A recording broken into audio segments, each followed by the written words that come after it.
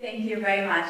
I think I'm in the privileged position today to be able to ask you a couple of questions, very interesting questions, because unfortunately I missed the morning session. And I'm in particular curious to hear about the different pillars of regulation. And I remember my time back when I used to work with Lawrence Lessig, and he had this 4 pillars of regulation in one of his most famous slides.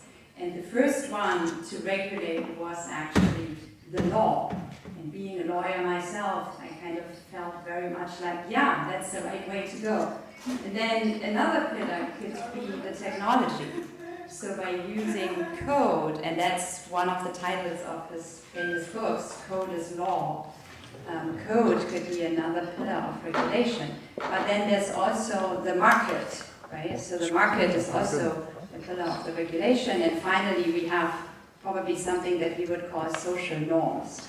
So if we could use maybe that picture as something like a framework for the panel discussion, then I think we can dive into some of the very interesting questions. And I think the panel, you all have different backgrounds, so we can hear actually from the different pillars that I've just described.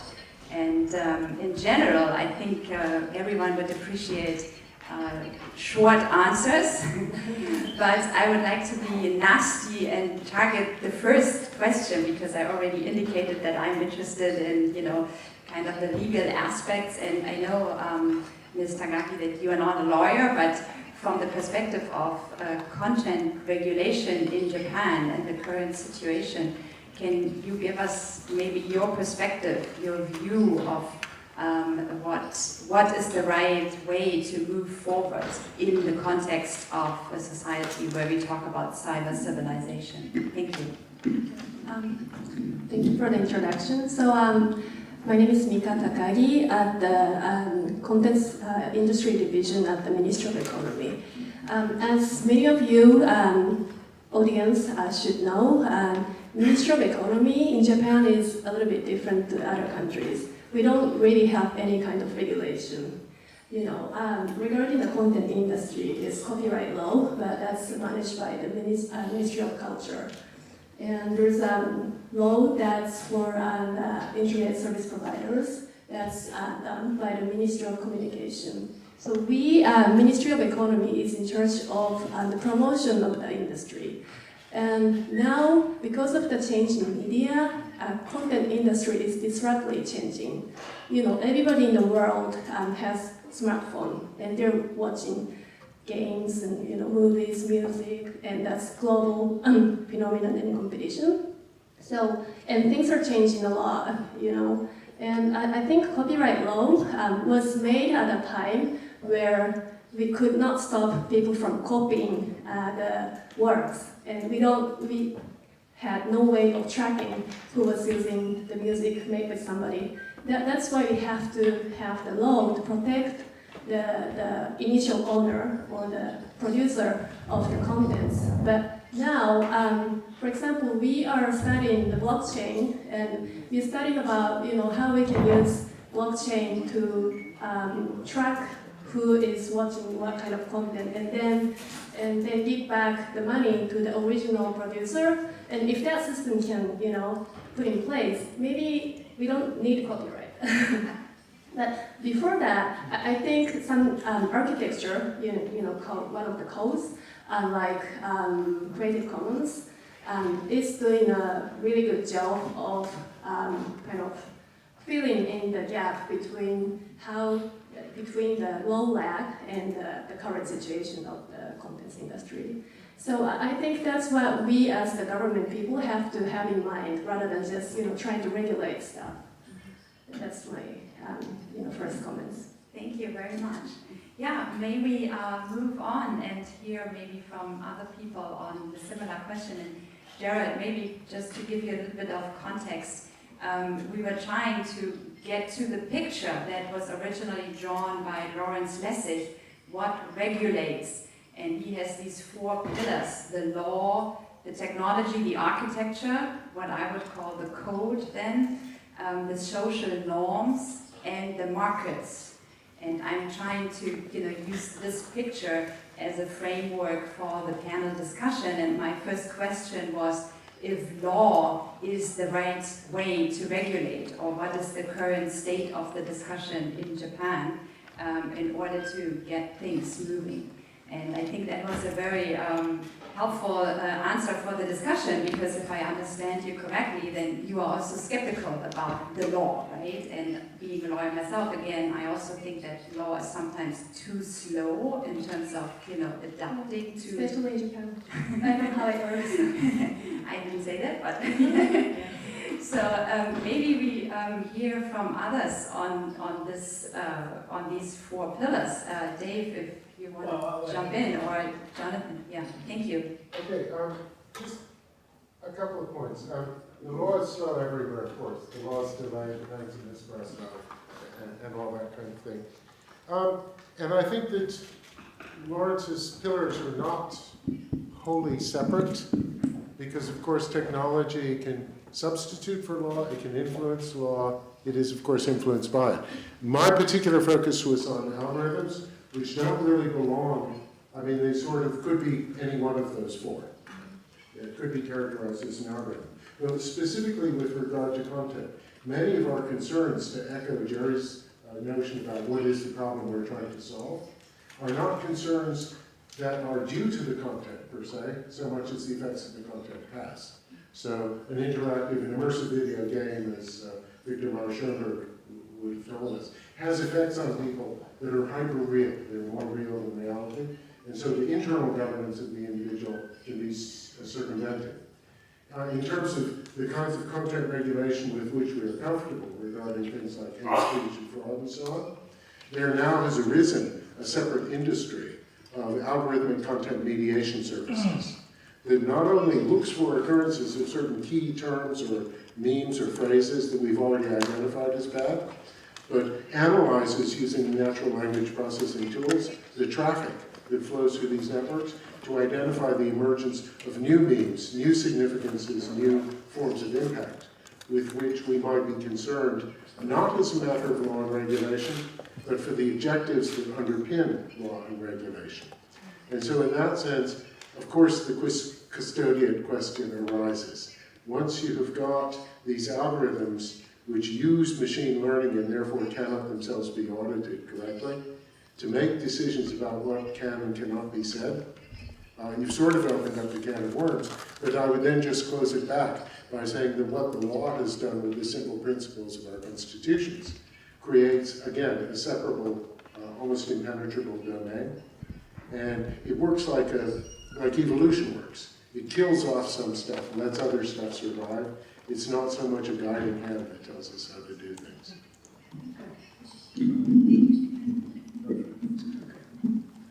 Let me talk about law and regulation particularly. Regulation, typically we look at as being directed towards a specific industry. Okay? Law may be more general than that. Let me give you a good example, and it'll give you some idea of this. Law is more than just slow, it's inflexible. It doesn't change fast. And it's hard to make it change fast. Regulation can change a little bit. Thank you. A little more quickly. But let me give you the example. In 1996, Congress rewrote the Telecommunications Act, which had been put in place in 1934 or something like that. It was a major, major change. At the time, it reflected the changes in the telephone industry, okay? Which is to say, it was becoming more competitive.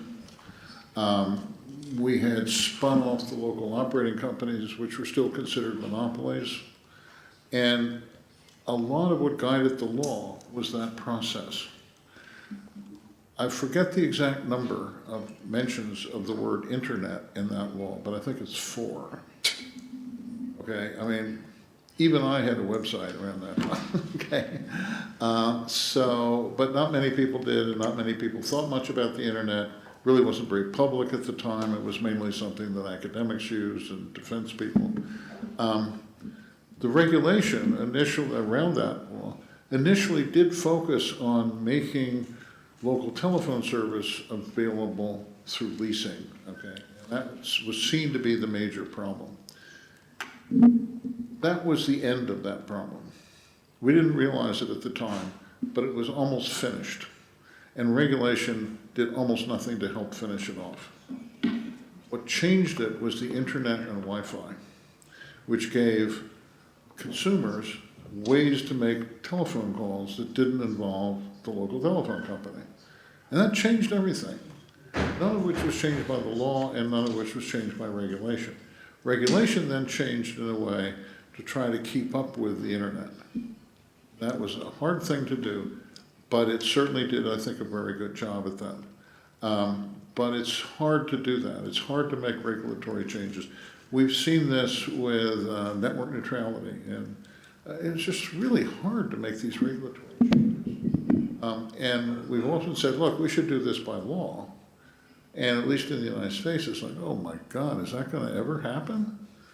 You know, I mean, there's a lot of people in Congress on both sides of the House and Senate that say, yeah, we should probably have a new law about telecommunications. You know, it's 1996 Telecoms Act. This is like, ooh, this is way old. We need something else. But it's going to take a very long time for that to happen. When we talk about the speed, this has came up, some people asked right after my talk, what's the speed of this going to be? Oh man, it's so much faster than we can legislate. It's just going to be speedy as heck, which means any legislation you put in, you know, by the time you get it in, it's going to be out of date. In a sense, that's the 96 Act was like that. It was out of date almost when it was in. Okay, and you have to understand that. That's why it's hard to look at this. It's very difficult for the government to look at this stuff because by the time everybody gets ready to put this in place, the whole problem's different. And we can't even foresee this. I mean, when we were looking in 1996 and saying, okay, what's the future of local telephone business going to be? Is it still going to be a monopoly? And the answer was, of course it'll be. It's always been a monopoly. 2 years later, it wasn't. Could we foresee this? Yeah. I don't think so. That makes a lot of sense, yeah. Thank you very much. Dave, yeah. Yeah, I want to, just expanding a little bit on Jerry's thing. And 3 or 4 years after the 2 years, the local telephone business barely exists. I want to make a comment more in the area of regulation as a notion. And this is very much US-centric and maybe Chinese-centric, I'm not sure. Most of the regulations being done on content, in particular in the US, is being done by corporations, which, just for the record, are not subject to our constitutional freedom of speech or anything. There is no law I know of that regulates them in it or controls them in that. And so companies unilaterally can decide that, you know, this type of speech, this type of content, I don't want in my media. And that's in some sense their quote right. On the other hand, when they become the dominant way that people see things, it would be like saying, you know, MGM controls what appears on screens back in the day when it was relevant. That's somewhat frightening to me. Or the other extreme, which some countries would like, which is the government unilaterally is the control of what appears, which also has a big problem. And I think we're in this sort of funny land, certainly in the US in funny land, because while my understanding of Japanese methods is very seldom to hoist regulations, but more agree on what should or should not be done. Doesn't tend to be the way it's done in the US. It tends to be very adversarial, or at least a large number of lobbyists come in and say what they want. But this corporate regulation and corporate control, it worries me in the future. I mean, it's great from my political point of view now, potentially, but tomorrow it might be completely opposite. Thank you very much. I think we are getting closer to that. So let me pose a question to Lisa. What is the role of the social norms, if we use social norms as a very broad term? And I remember the conversation that we had last night about, ethics in particular. I think this is a topic that is, ethics is not a new topic at all, but I think in this time it's more important than ever, and probably we have to put it into consideration again. Yeah, as I was listening to everyone's response and reflecting on the way you posed the question at the start, I can't help but feel that until we have a different understanding and appreciation of politics, then things are not going to change, and it's going to become even slower paced than it currently is. We were having a conversation out in the hallway just now where I was surprised to learn that here in Japan as well, politics is a dirty word. And it no longer denotes that sense of duty or commitment to one's society. And my suggestion along those lines is always to remind people that politics has its root in the Greek polis, which for Aristotle was a natural phenomenon because man was by nature a social animal. But we have the Latin corollary in civics. So unfortunately, politics is a dirty word. We're not allowed to talk about politics at the dinner table, but civics are perfectly fine. So why is that? So I think we have to rethink what we understand by these terms and how we view them. But yeah, and I also think there's a disconnect between political decisions, government, and social norms. And they're not in dialogue with each other. Yes. A tiny comment on that. There is another literature regarding social norms and conventions, which is the literature of games played on networks. And the work of people like Peyton Young, for example, or Matt Jackson, on the evolution of conventions. The basic model is people pay attention to other people to whom they are connected. And there are different conventions to which they could adhere. And if they adhere to compatible conventions, things are okay. But if there's a variation, the person who varies may suffer. The people who continue to follow the old convention may suffer, but they could tip into the new one. And the fundamental model is that occasionally, for a random reason or because you wake up, you change your behavior. And when you do that, you change the incentives on the people to whom you are linked. And if you imagine that people do what they intend to do with high probability, and with a small probability they make a mistake, after a certain accumulation of mistakes, it is no longer a mistake to depart from the social convention. Now, what kinds of things will be stable in such a world if the network is fixed? The kinds of things that will be stable are the things where it takes more mistakes before people want to depart from the convention. And the ones that will disappear are the ones where only a few mistakes are enough to upset it. Those are called the risk-dominant conventions. So that's a fairly clear pattern. The risk-dominant conventions tend not to be the efficient ones. There's no reason why there should be. And we may have to change the way we treat deviance in order for that to happen. But the punchline on this is, suppose that in addition to changing my behavior, I can change my links. So if I'm linked to you, and you vote for Trump, for example, one thing that I can do is I can cease to have that kind of contact with you. And I can establish contact with, I presume, with Lisa, for example, with whom it's more compatible. Then the rate at which my behavior changes and the rate at which my connections change interact. And one thing that can happen is that society, entirely innocently, can polarize into two groups that are densely interconnected and sparsely interconnected, one of whom is, let's say, following one convention, the other follows another, simply because we have the freedom of association in this network. And it changes the structure of the network. So that's why the use that we make of these technologies and the formation of these echo chambers or whatever they are is very important, I think, in determining the kinds of norms that we will have and the variety of norms from which we might be able to learn. You know? Sometimes a norm might work even though it seems repugnant to us at the moment. Yeah, I saw Dave raising his hands. Yeah, this is a meta comment.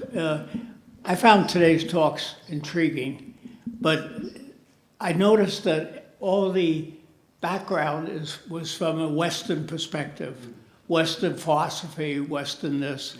And I kept asking myself, how does this fit into the Asian, I'll now show my ignorance, the Buddhist, whatever Chinese philosophy.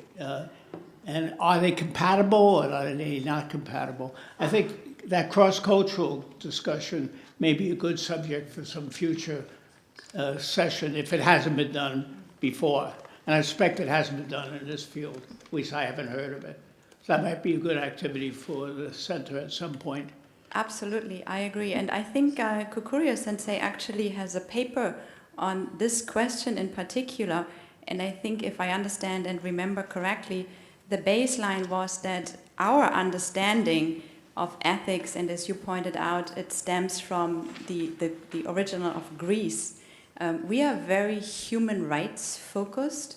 So the whole idea of putting humans first is probably something that comes from the Western understanding. And I'm not saying that this does not apply in Japan or in Asia, but probably we have to be open for other perspectives on this and maybe step back and reflect a little bit on what could be other approaches. And this probably becomes very apparent when we talk about technology, because usually in the Western culture, we interrupt me if I'm misunderstanding things, we tend to, as the humans, we want to control first, versus maybe in Asia, there's more like a collaboration or a way of thinking along the lines of collaboration. I'm not sure if that's a question or a topic that we want to expand a little bit further on, or maybe I'm wrong on this, coming from the Western as well. No, I think you're absolutely right. I mean, the bête noire for this is Francis Bacon, who had the mandate that our mission was to control nature. Nature was there for man to control, and I think that's a very Western perspective. Yeah, well, I think in Japan it's more like we are controlled by the nature. That was our, the ancient people's way of thinking, and I think it's still there.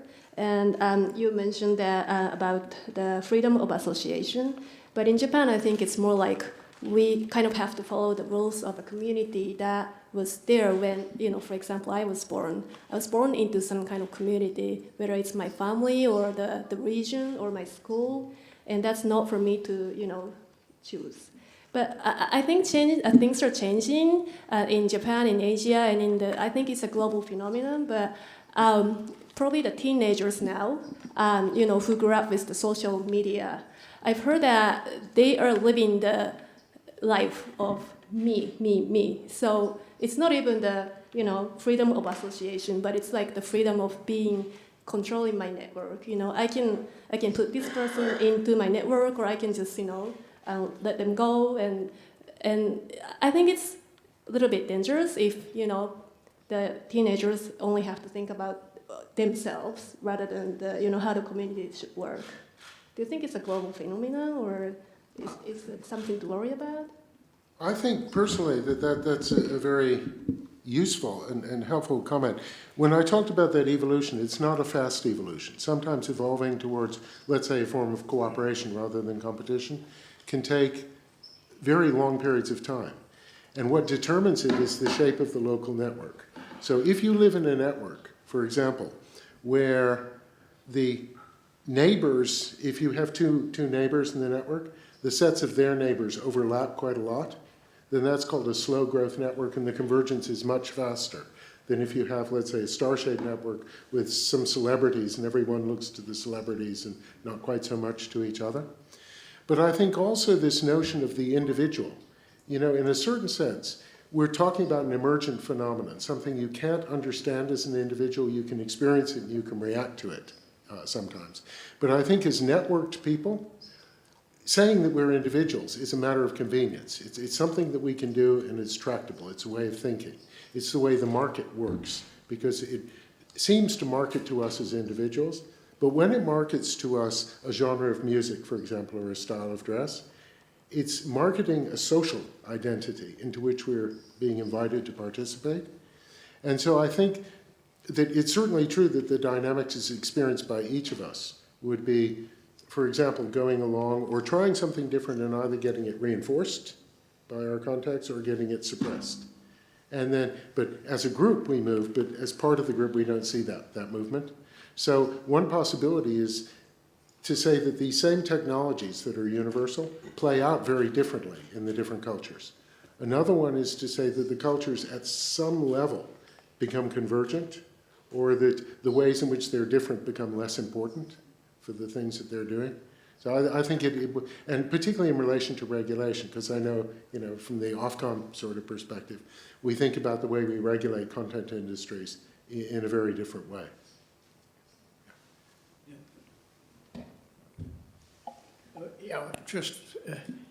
Things change dramatically, rapidly. I love to tell the comment I heard when I came here early in my career, in the mid-'80s, I guess. And I was talking to people with the cell phones at that point, right?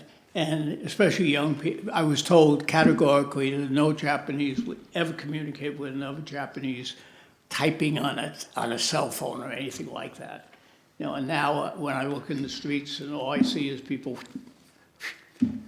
cultures can change very fast, and it opens up new things to them.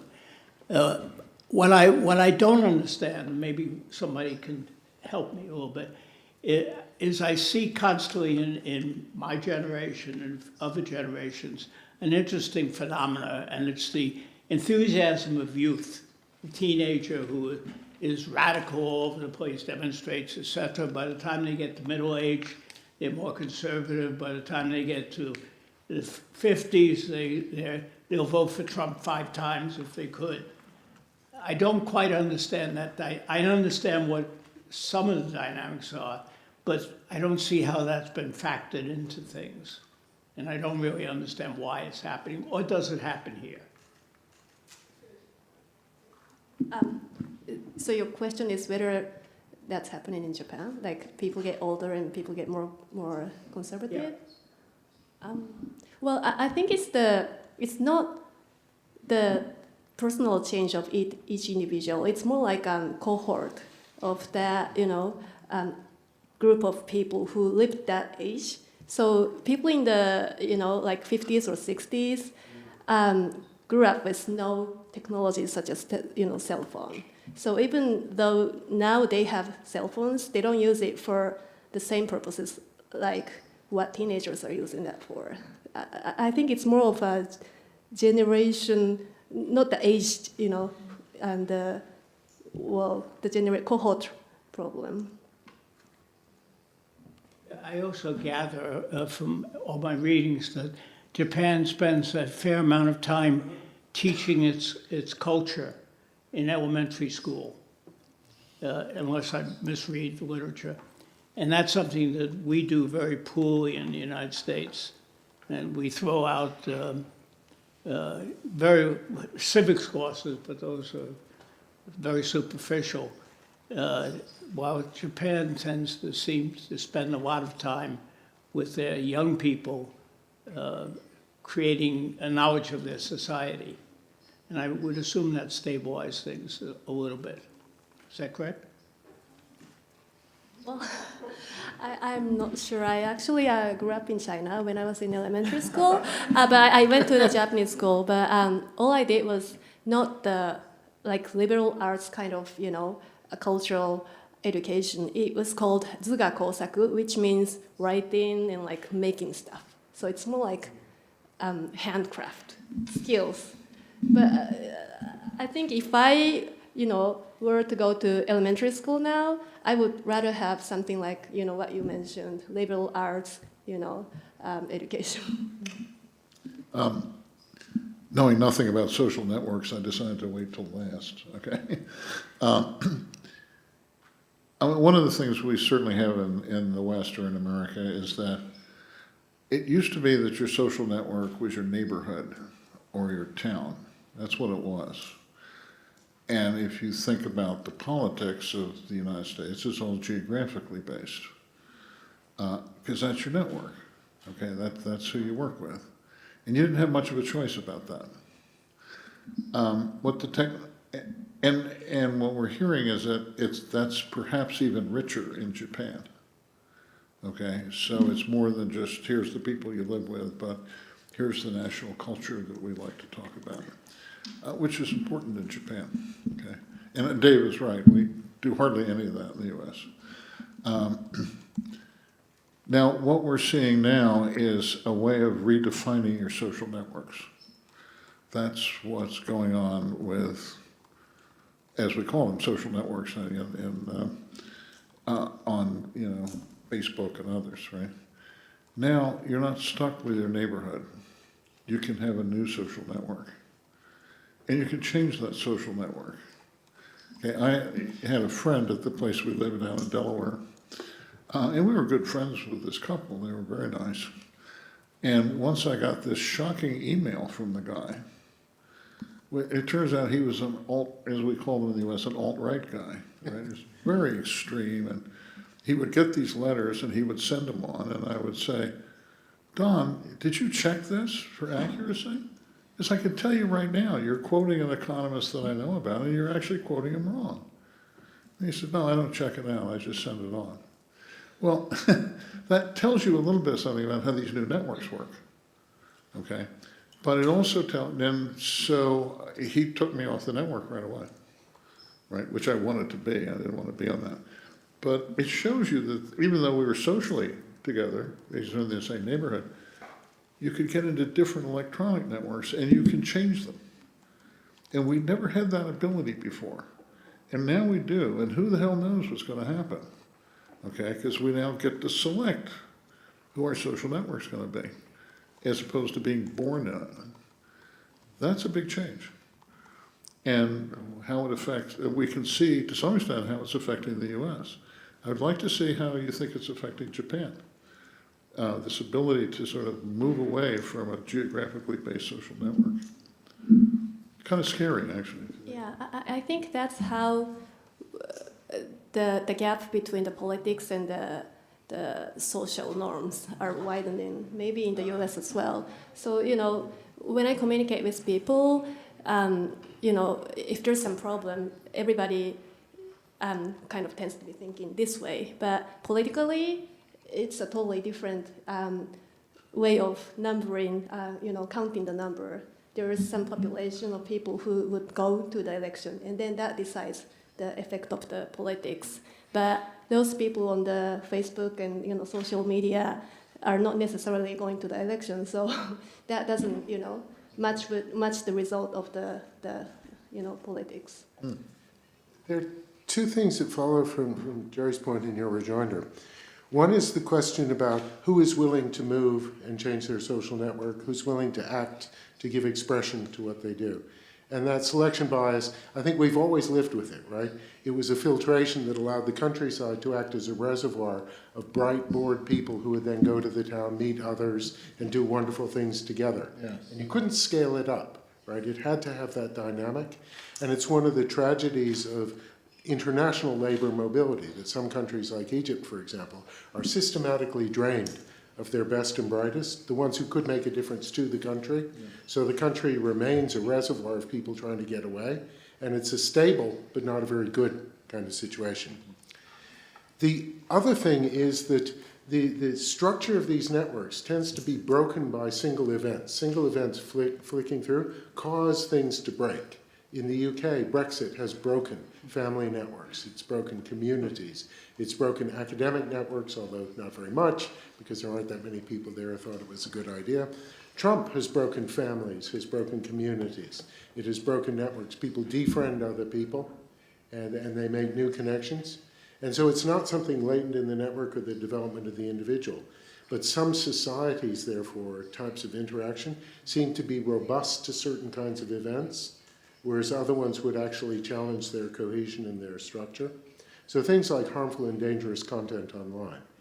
We're just going through the preparation of a white paper about how, if at all, to regulate not the things that are illegal and happen to be online, but the stuff that is damaging, the cyberbullying and things like that, that are damaging because they are online.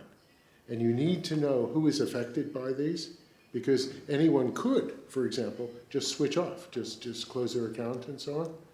But in reality, they can't, because it's so bound up with who they are. And so to know how to, or whether to apply regulation in that case at all, we need to know more about that dynamic of the human in the network. I feel like there's something to be said from a civilizational perspective on the differentiation between the individual and the collective.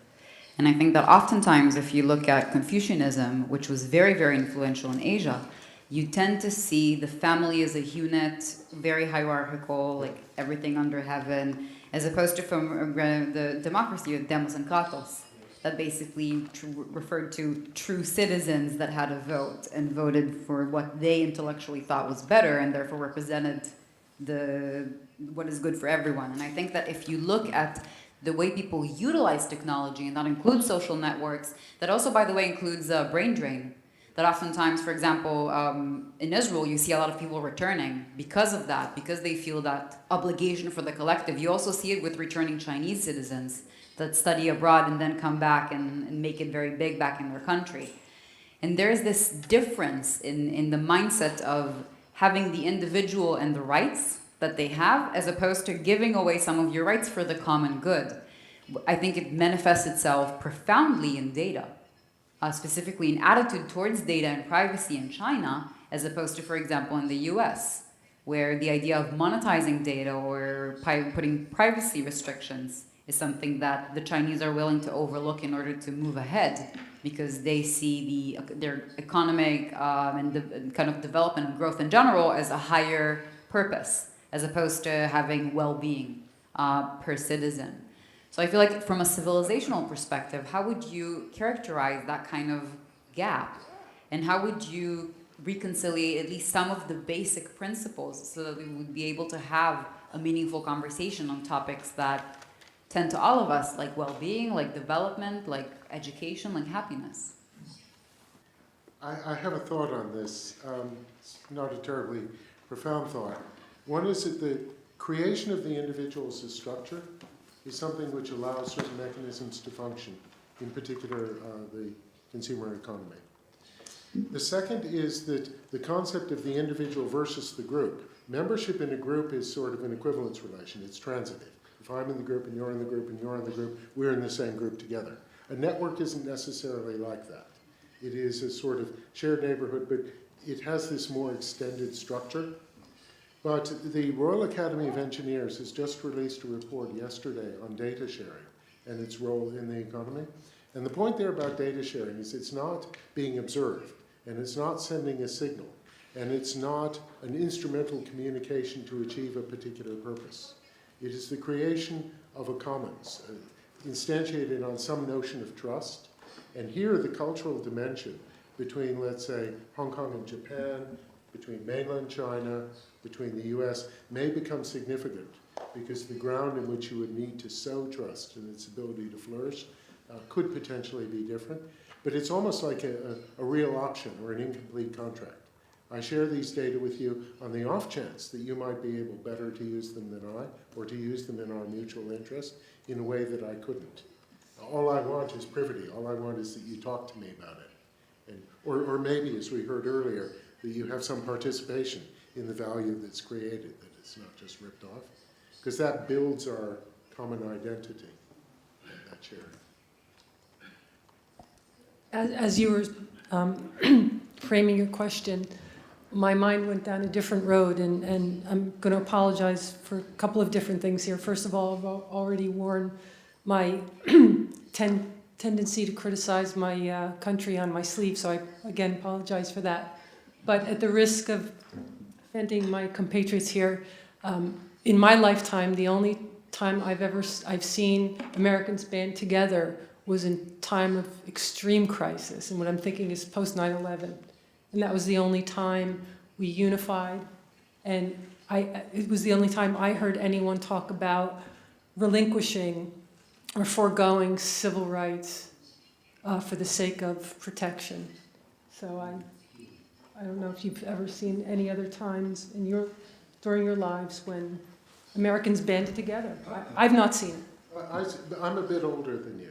And I remember two things. I remember Vietnam, when Vietnam tipped and the mothers and fathers and the Republicans and the Democrats came out on the streets.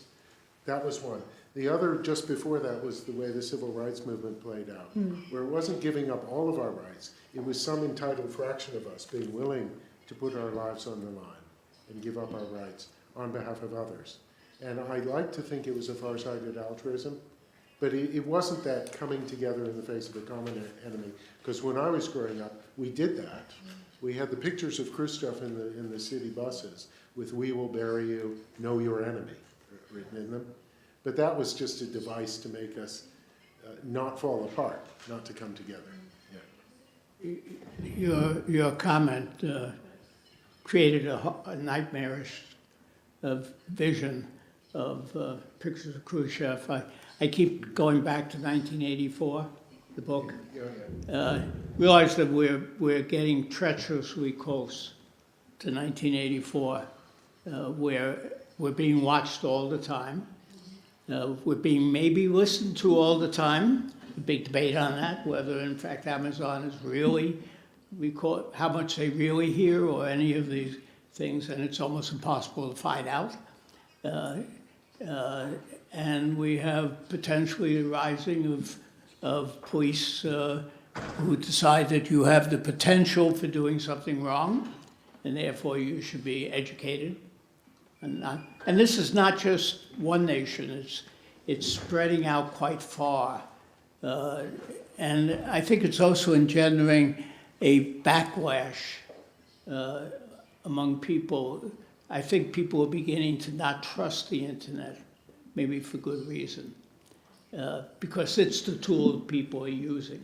You know, you love it, you hate it. It's getting in that tricky position. I think there's a lot to fear there, because we've given all the tools to allow 1984 to happen. And in fact, notice, by the way, that we almost demand that, at least the United States, demands that we have some enemy. Pick your current enemy, right? Do you remember Pogo? Yeah, yes. We've met the enemy and they are us. Yeah, I mean, it's almost depressing, but it's also the thing that we can still have an impact on. We can actually change things. Small point. You mentioned 1984. You should also allude to Newspeak. Yes. Because Newspeak, this repackaging of ideas into memes that mean something quite other than they appear to mean, is something that's happened. But I should have mentioned that at the Turing Institute, we have a data ethics group on which I sit. And we've done 3 interactions with police forces that come dangerously close to predpol, predictive policing. One was this incident in Manchester, where they found that when Manchester City was due to play at home and predicted to win and lost, when those 3 things happened, there was a spike in domestic violence. So when those conditions obtained, the Manchester police interfered with the operation of the traffic lights. So it would take people on average 15 minutes longer to get home, and that spike in domestic violence disappeared altogether. So it is a use of predictive analytics that infringes nobody's rights. It's hard to see that it's anything other than positive. In Sussex, they were looking at domestic violence and the correlates of domestic violence with big data, and they found that there were certain ethnic or cultural correlates. Now, you can't act on that. You can't go to somebody and say, because you belong to this group, we think you're going to commit domestic violence, so you have to leave the home or get put in jail. But there is a community that shares that characteristic, and the perception of that community and the bigger community is a common interest of theirs, and their ability to provide information about and influence over the members of their community to self-govern is something that could be engaged. And the final thing was that Britain is creating something called the National Analytics Capability, which is being spearheaded by the West Midlands Police. And they have taken the trouble to try to generate an ethical code that will underpin the functioning of this, because when you do unstructured data analytics, you have no idea about which correlates are going to be there, whether their operations will be prejudicial, whether the algorithms themselves will develop bias, as Lisa's presentation showed in the ethical problems there. So at least they're trying. Yeah. Well, I would point out that if you look at NSA, National Security Agency, if you read their creed, if you want, their thing, they're always good boys, they never do anything, and then you see what's known and these claims they do. The problem with all this is that you have no enforcement mechanism, basically. Once you get it there, it will subtly change. To quote Julius Caesar, they are all honorable men. Thank you. Thank you. I think I have one almost last final official question before we can probably also open up to the floor and see if there are some other questions. I remember having listened to some of you in another context, and if I remember correctly, there was this notion that the idea of setting up a cyber civilization center is not really new. So you've been talking about this idea maybe for some time, and now it's happening, but it's not happening in your country, it's happening in Japan. And I'm wondering, since the theme of this panel is also focusing on the situation in Japan, if we, there's probably no one answer to this, but if we can talk a little bit about why we think, and I'm very much on your side, this is a very good, a very good situation maybe to have such a research center in Japan, and why we should focus here and move forward on this. Dave and I have been talking about an effort like this for a good 10 years, and do you have a sense of why we couldn't get it to have traction in the States? Yeah, combination, I think, of the academic environment not being particularly conducive to supporting it. Our funding agencies are, National Science Foundation is sort of, while they fund social science things, it's a pain. DARPA, which is the other major, just keeps away. It's a confluence of things. The fact that it happened here is not us triggering it. It was actually probably John and Gerald coming up with the idea of forming such an institute. And actually the term cyber civilization came in a little late in the game, because for a whole set of cultural and historic reasons, we wanted to honor the founder of Keio, who addressed the convergence of two civilizations, the European and the Japanese, and it formed a good vehicle, and it was compatible with what we had been trying to get started in the US. And I think it's, there may be cultural reasons. I think maybe, and now I'm speaking as a relatively ignorant. I've come here for 40 years or so, on and off, lived here once 3 months, but still I'm an innocent. I read a different feeling of different interest in issues like this in Japan. The US tends to be a little bit, there are people who address it, but it's usually addressed from a very industrial standpoint, because funding comes from industry. I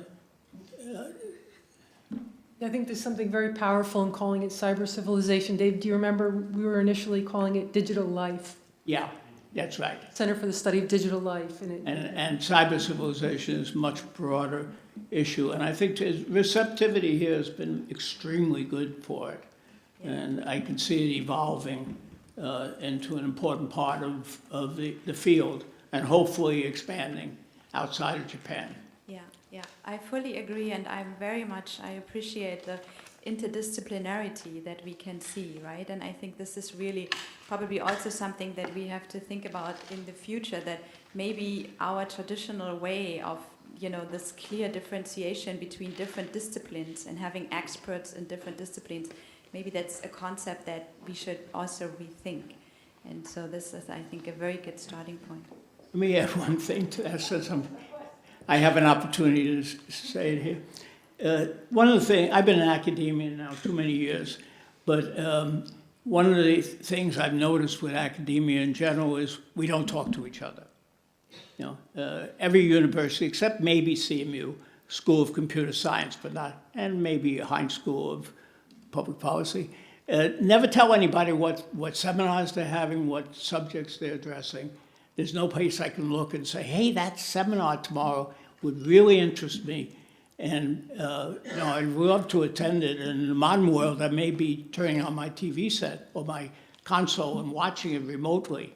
There's no reason we shouldn't do that. And I think that can enrich the academic world incredibly, not just at Keio, but potentially if we can manage to keep from saying, well, you're not as good as us, so you're better than that.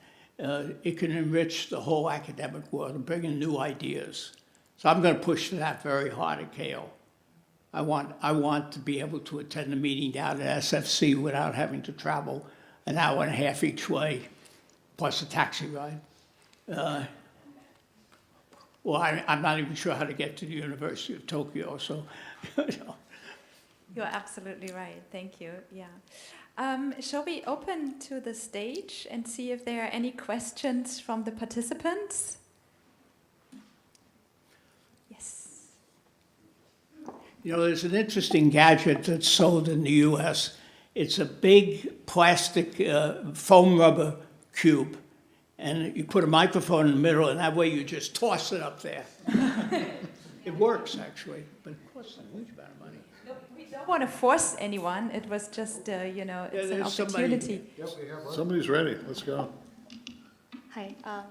Okay, so I have two questions, and thank you so much for amazing discussion. And my focus is kind of different because I'm a student here, and I know there are lots of students here who is very interested in doing some research, being the part of the digital age, and do some research that's related to CCRC.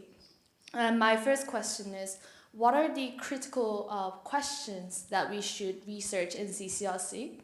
And second of all, what is something that could be only done in Asia? Things that could only be done in what? Asia. Asia, okay. That second one's hard. I'll try the first one, okay? Trying to abstract myself from the fact I'm involved in. I think the biggest danger we have to the evolution of a cyber civilization is the fact that we're running on a world that's completely untrustworthy, untrusting and insecure, and that could bring down all our great plans. We're already seeing that with the latest compromise of Marriott. How many? 500,000? Yeah, passports and everything. There's a limit to what people will stand before they disconnect and decide, that was a nice game.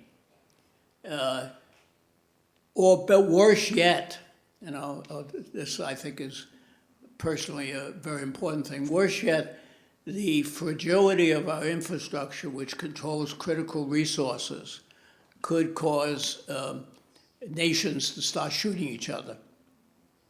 There are scenarios which are perfectly believable where that could happen.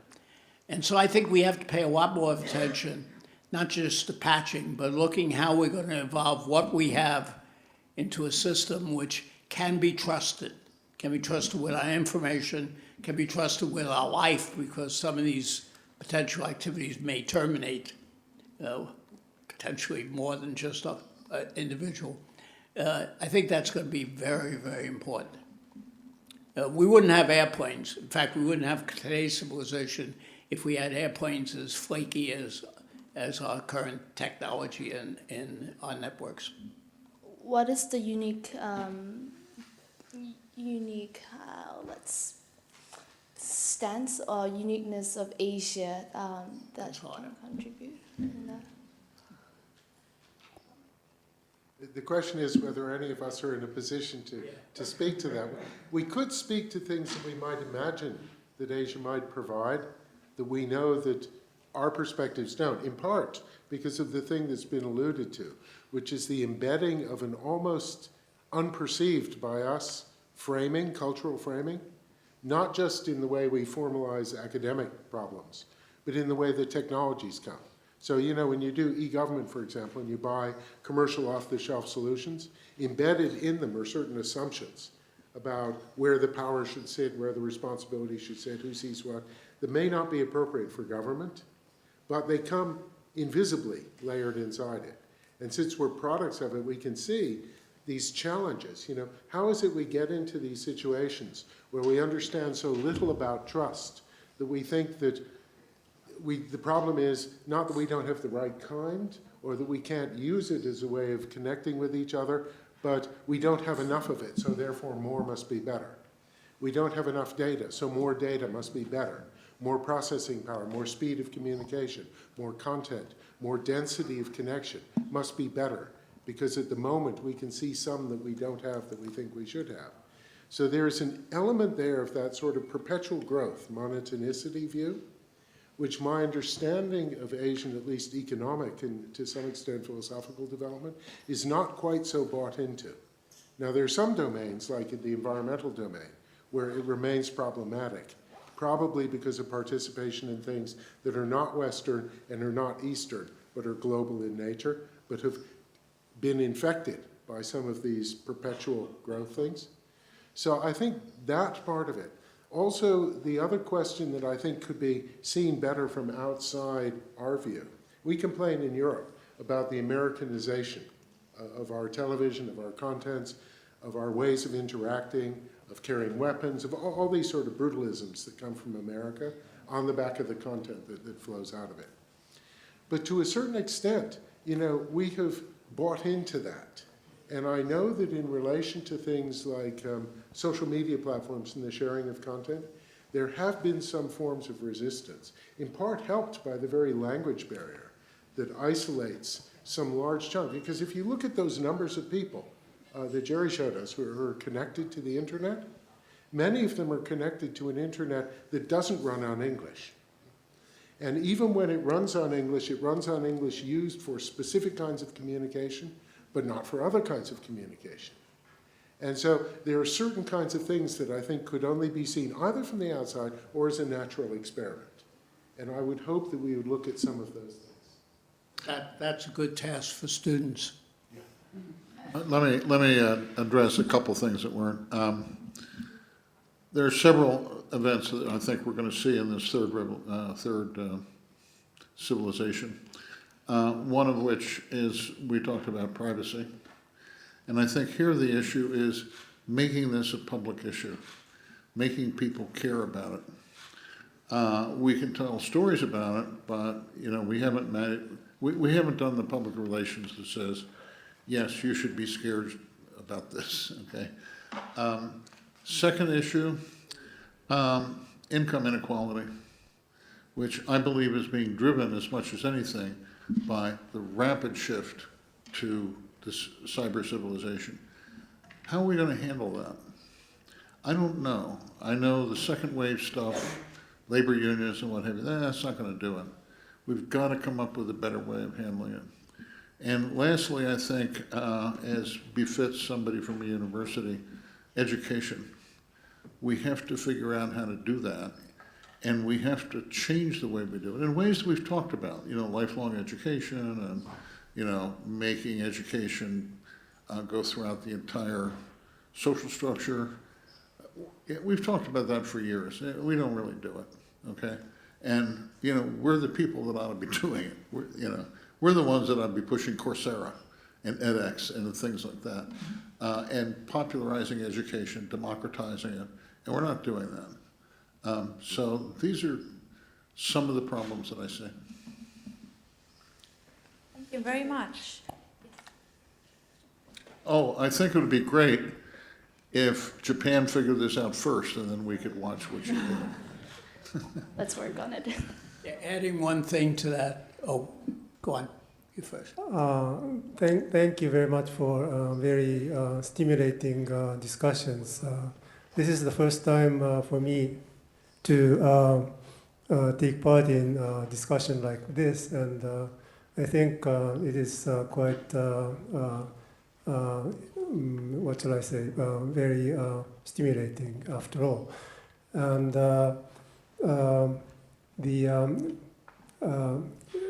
just having followed the entire discussions, I have the feeling that the whole issue can be reduced to the question of whether this kind of discussions, or to what extent this kind of discussions could be globalized or universalized.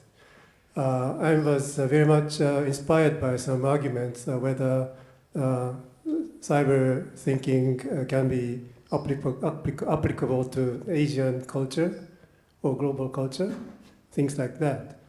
The people's tendency in coming in terms with cyber technology is also different, depending upon what kind of culture you were accustomed to. I have the feeling that in Asia, people tend to be more pragmatic. Something like there are useful technologies and innovative technologies, and we are using it. So we have to come to terms with that. In Western civilization, more conceptual approach is important. It seems to me, particularly when I'm talking with European people. Some big changes like Arab Spring or something like that, that was also triggered by use of social networks. But people using them probably knowing without what kind of implications that might have produced. So this is the kind of question that comes to my mind. Do you think, or do you agree that this kind of exercise should be followed more in a global context, also with people from other cultures, say Islamic world, or also there is a huge distinctive differences between even among East Asian culture, Japan, particularly distinct from continental Asia, meaning that somebody mentioned already what's the importance of Confucianism. Japan is less Confucianistic, the other part of Asia even more. So this sort of things is my question. Thank you very much. Thank you very much. I think in the sake of timing, can we grab one other question and then maybe answer very shortly so that we can close in time? I think this gentleman was, so that would be very fine. Thank you. Thank you very much for the nice conference. You're very fascinating to listen to. I would like to ask about the regulation and governance on cyber civilization and beyond. And obviously, the things regarding the regulation on internet and the cyberspace has been mobilized by the idea focusing on technological development and facilitate the development of the industry and the firms and beyond, rather than a stringent approach on the law and the regulation. I'll refer to the presenters on the stage. And yeah, generally speaking, it's been supported many scholars. But at the same time, not only me, but also the others highlighted the problem of the legitimacy of democracy. And if I go a bit beyond, we might think about the possibility, think about whether such an approach could really enhance our world as a civilized society, i.e., whether it's such an approach is really good for the society. And I think the rapid technological development in cyberspace has been very significant these days. But if we look to the previous history, this is such kind of rapid technological development wasn't the very first thing we have experienced in the history so far. So given the fact that I wonder what kind of approach is, whether or not the current approach is highlighting the technological development is rather adequate. So I wonder what kind of view you have on it. Thank you. I want to once more question about taxation of digital economy and also Turing dictator country and Western countries are different between authoritarian dictator country and Western countries. What do you think about the technical attribution in Japan? Cyber attack, 2 of 3 are from China, and the rest, 1 of 3 are from Russia, North Korea, ISIS. That's a fact. What do you think about ignore or watch or do? Thank you very much. If you could just answer briefly, because we are running out of time. A lot of the questions are actually answers. So I feel like just closing remarks for the panel would be good. Well, that last question I'll take offline.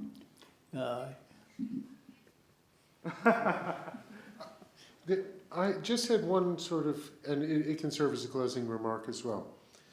Back when I was doing biochemistry, we dealt with these large macromolecules, enzymes and things like that. And you could understand the structure of the enzyme, the sequence of the electrons and so on in it, but you wouldn't know how it actually worked. And you wouldn't be able to assemble its three-dimensional structure. The way you did that was to take a picture of it and then to ram a big metal atom into it that perturbed it, and take a picture again. And then you could see what was connected to what. And I think a lot of these disruptions that we've been considering have the form of perturbations. One of the interesting things is that things that are perturbations in one part of the world might be easily handleable in another. And in particular, the thing that strikes me, because the perturbation here seems to have something to do with the expansion of scale of our interaction, the thing we have to pay attention to, and this change in speed, this sudden acceleration of technology, but also acceleration of life. When you have a complicated system, different parts of it move at different rates, and the system adjusts to that. If you suddenly step on the gas for one of these systems, so if, for example, cyber attack suddenly comes very much to the fore, then the architecture changes, right? All countries change the nature of their democracy when they feel they're under attack. If suddenly some people get rich, or suddenly people who should be quietly shuffling off the stage, like the telephone companies, suddenly grab hold of the policy levers of power, then things begin to shift and the structure begins to change. And so maybe we can understand a bit more about the civilization, even the one that we're currently in, through studying what happens from these perturbations. As for dealing with them, well, that's governments, right? Sort of. Yeah. Well, no, it isn't. Obviously, it isn't. It's us, right? I'll make one final comment, just a meta comment, if you want. I found a certain belief, and it's not just in Japan, but around the world, something that bothers me, that what we do is we standardize something. Okay, take your choice, whatever standard you want. And having standardized it, we've solved the problems. We may have solved the legal liability problems because I could always plead that I'm just following the standard, but we haven't solved the problems of the integrity and workability of the system. In some sense, we've seen two examples of that. The formal standards bodies, endless set of them, and the ITF, which has a totally different notion of standardization. It's standardized by working code. That goes a little far. There's also other things. And I think what we found to date is that we seem to be better off with the less formal show that it works and rough consensus than we are the formal standards bodies. But that's something for a long conversation, which I'd love to get into sometime, but I don't think we have time for that today. Dave, we look forward to this long conversation with you, I think. Well, I'm around for 2 years or so. Okay. Any other of the panelists want to offer some last thoughts? Okay. Then please join me in thanking our panelists for a very fascinating panel.